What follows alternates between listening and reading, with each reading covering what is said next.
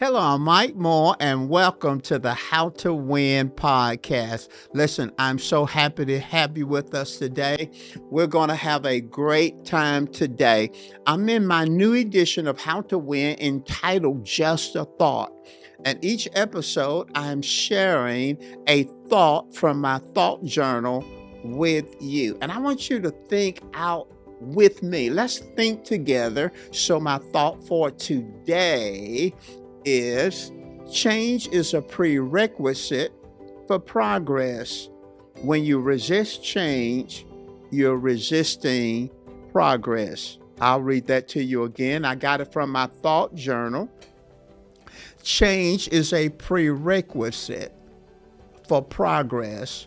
When you resist change, you are resisting progress. Now, we're going to be talking about change. We're going to be talking about progress. We're going to be talking about resisting change. We're going to talk about overcoming the hurdles in front of us. But you know what? I have to be just transparent with you. This lesson is really speaking about me and my transition and my handling change. I mentioned this some episodes ago that we started a new edition in our Tuesday podcast where my daughter and I began to discuss topics. And on this edition, I'm actually sharing thoughts out of my thought journal. All this is new for me. So all of this has changed. So when I talk about it today, listen, this is hitting home with me. You see, everybody want to progress. Everybody want to go forward. Everybody want to advance, because we realize that there's always another level of development. I want to develop. I want to go to another level. There's another level of achievement. I want to always be achieving more. Another level in our relationships. I've been married for almost 46 years, and I still believe there's another level that I can go in my marital relationship. There's always, it can always get better.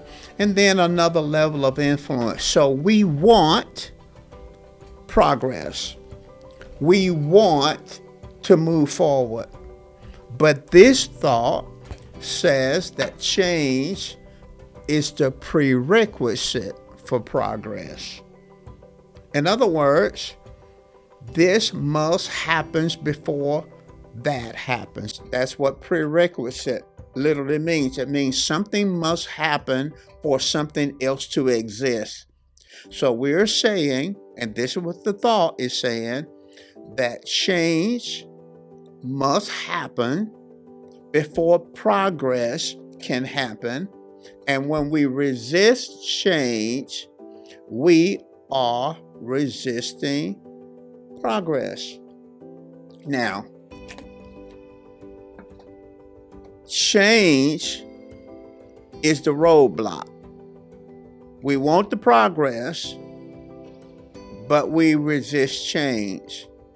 I mentioned this some time ago about how my daughter was really challenging me to make some changes in our podcast, because she felt like we could grow and move forward, go to another level. But I have to admit, I was pushing back on it. I wasn't in a hurry to change.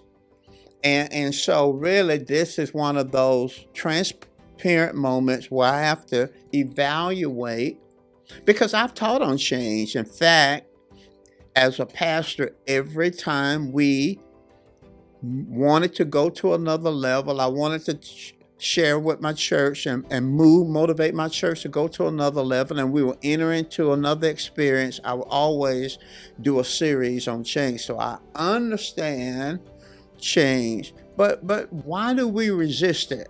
and then I'll talk about me. Why do we resist it? There are multiple reasons why people resist change. Because when we resist change, we're actually resisting progress. Why do we? I think, and here again, I fall in all three categories. I think sometimes we resist change because of pride. I think sometimes we resist change because of loss. And sometimes we resist change because of discomfort. And I fail in all four categories: pride, loss, and discomfort. Sometimes we refuse to change, and my challenge with it, sometimes we refuse to change because for many people, I don't think I fall in this particular category, but for many people, to acknowledge change or to accept change is to acknowledge that the way we did things in the past was wrong.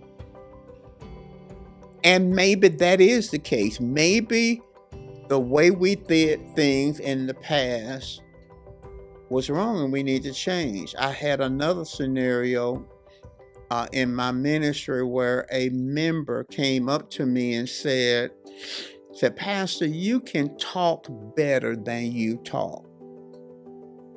You can talk better than... She was talking about my grammar. She was talking about my poor use of the English language. She was saying, and she was a beautiful believer, loved me, loved the church, very supportive, very kind, just very sweet in her personality. So it had nothing to do with any negativity.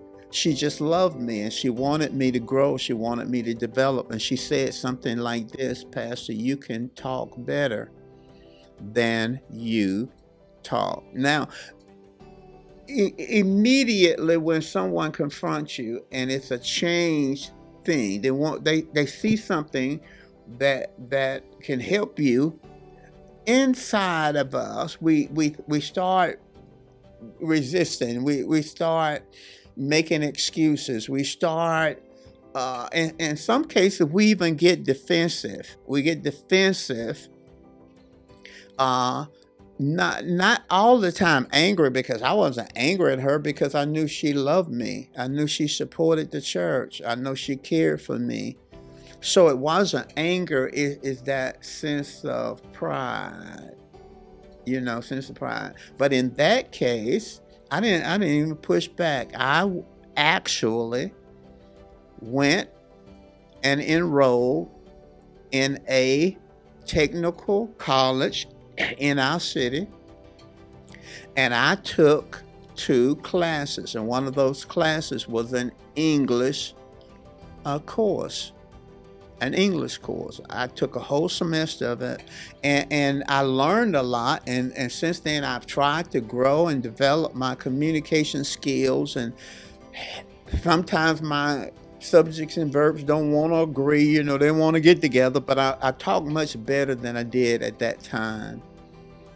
So sometimes it's a feeling that I will have to acknowledge that everything that I did in the past was wrong. And that may be the case. It may be.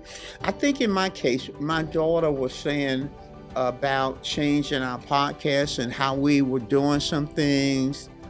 I don't think it was pride in the sense of feeling that the way we did it was wrong. I think the pride in my case was related to success. Sometimes you can do something and it can be very successful.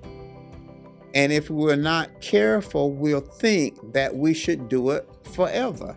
Because that's me. That's the way I do it. That's the way God gifted me. She wasn't challenging me to change who I was. She was challenging the method. Because sometimes pride can hinder us because we're not making the adjustment that we need to make.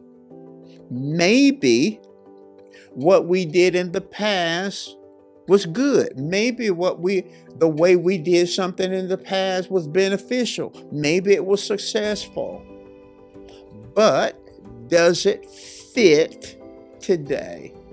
Does it fit? Is it relevant for today's world? And I think that's what she was saying to me, and about let's try something different. Let's try something different.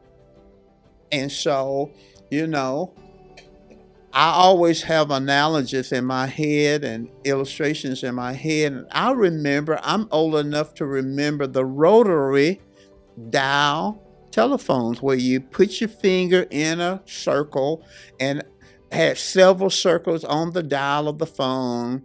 And then there was a number 1, 2, 3 through 9, and then another circle that had 0. And when you call someone, if it's 205, you put it in the 2 and go around. Then it comes back around. Then you put it in the 0 and it comes around. And then, in other words, it was a rotary dial phone. And then they moved from that to the push tone phones. Still had the cord on the phone, limited where you could take the phone, but you would push the dials. Well, today we have smartphones. You can text, you can email, you can send messages, you can talk to the person and see the person through FaceTime. You can see the person that you're talking to. Well, the phone today is better than the rotary dial and the push button phones. Not because they were not good at the time, but those phones do not fit today's world. And sometimes pride hinders us, like it did me initially. I'm redeemed, I'm delivered, but it hindered me because of success. Sometimes it's a sense of embarrassment, a sense of shame that I don't want to know. I want to admit that I missed it. Pride can hinder us from doing the wrong thing. And then sometimes it's a sense of loss. Whenever change comes, change is going to always create an ending. You can't have change and do the same thing. To change means something has to end. And normalcy is lost. What was normal is lost. Different is different. And a part of me didn't want to do something. I just didn't want to do it different because why? And that's another podcast where we're going to talk about comfort zone. Well, sometimes we get in our comfort zone, and change means we got to end that and do something different. So to be transparent with you, I'm feeling it. I'm feeling the change. And then there's the discomfort that comes with change. Discomfort. Sometimes change is uncomfortable. Anytime you do anything new, new method, new approach, a new relationship, a new place, new location, new school, new job, anything that you do initially, because it's new, will be uncomfortable. Kind of like the caterpillar transition into a butterfly. The caterpillar is a larva. It's a worm-like larva. It sits on a twig, eating leaves, crawling around. But to become a butterfly, it has to enter into an uncomfortable place, which is called the cocoon. In that cocoon, the larva spins a cocoon, flips itself, enters the cocoon, and in that cocoon is yellow, messy, gooey, mushy, sticky, It's a very uncomfortable place, but through the process of time, it becomes a beautiful, free butterfly. So discomfort is why sometimes people don't want to change. So I've talked about me and my pride and my desire to not lose and my desire to not be uncomfortable or experience discomfort. What about you? What about you? Change is the prerequisite for progress. And I give you a simple statement in relations to when you should change. So when should I change? You should change when you consistently are getting undesirable and bad results.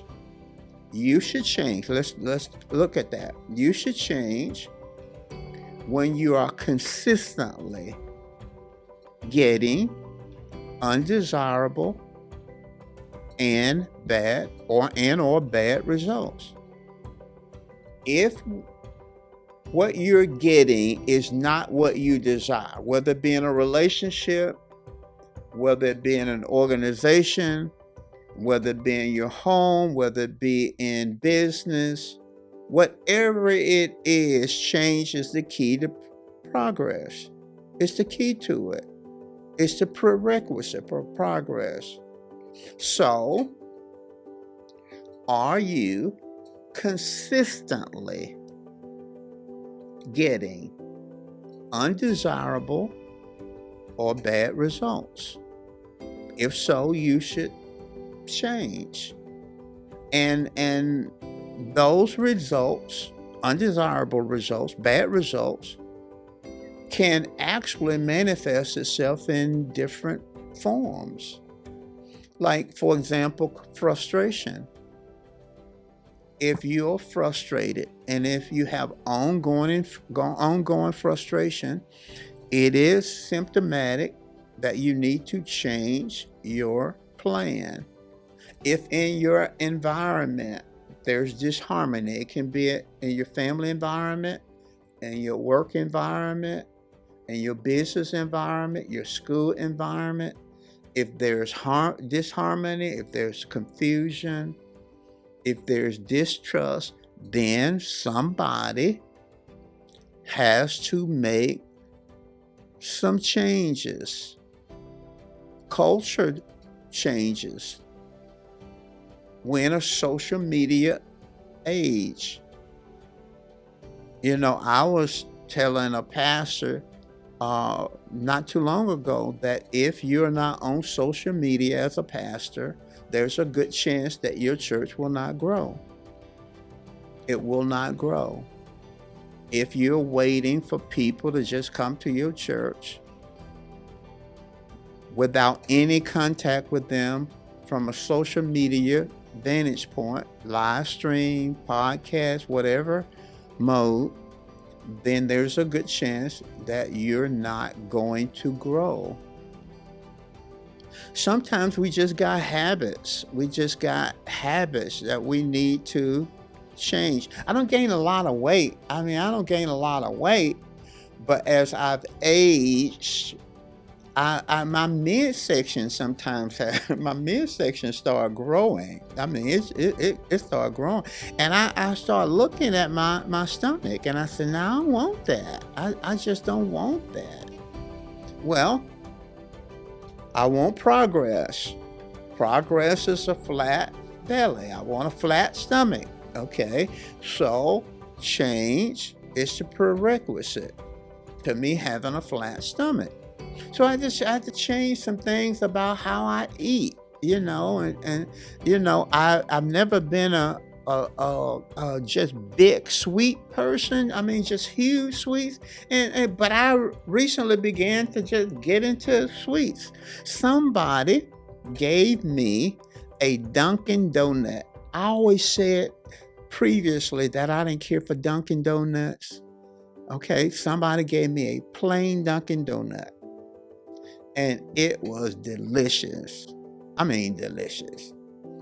I started going by Dunkin' nearly every day to get this plain donut. And then I rang my wife, Pete. That's her nickname, Pete. Donut. She said, "Boy, you eating a lot of donuts. I mean, you eating a lot of donuts." And I began to realize I wanted something different in my body. Not my stomach was growing a little bit. I could sense it with certain clothes that I put on, and I wanted a different result. I wanted progress, but I was doing something that was really adding to the problem. Eating all them donuts, eating all those sweets. So I decided, now I'm not telling you to do this, but I'm just telling you what I did. I decided, okay, I got to stay away from those sweets for a while. I got to stay away from most of them. All the ice cream, and I love that ice cream. Love Chick-fil-A ice cream. Love the ice cream. So I'm staying away from that. I'm staying away from the pies and the cakes and the desserts after meals. I'm gonna stay away from all that kind of stuff. Why? Because I wanted progress. So if you want progress, then change is the prerequisite. When you resist change, you're actually resisting progress. Now, what about you? What do you need to change? Well, let's back up. Where do you want to go? What do you want to accomplish? What do you want to have? What do you want to do? This is a good thought. Got it out of my thought journal. What do you want? What is progress for you? Is it relational progress? Is it financial progress? Is it health progress? What is progress for you? Is it business progress? Is it progress in your church? What is progress for you? Once you think about that, then remember that change is the prerequisite for the progress. So what do you have to change? What do you have to change to get the progress that you want? Listen, that's my thought for today. I trust that you're being blessed by it. Listen, every episode we're going to have another thought. I'll go to my thought journal. I pull another thought out, and we're going to discuss it and share it with you. And I trust that it will be a blessing to you. Will you let us know how you're doing? How is this new format blessing you? This is our new edition entitled Just a Thought. Look forward to seeing you next time, and I pray you have a great rest of the week. Are you ready to break free from the chains of anxiety, stress, and depression? Mike Moore, author and founding pastor of Faith Chapel and host of the How to Win podcast, is here with his new book, Help, My Mind is Under Attack. Learn how to overcome attacks on your mind and live an emotionally healthy life. Grab your copy now. Available as ebook on Amazon and paperback on MikeMoore.com. Embark on your journey to complete mental health and emotional peace.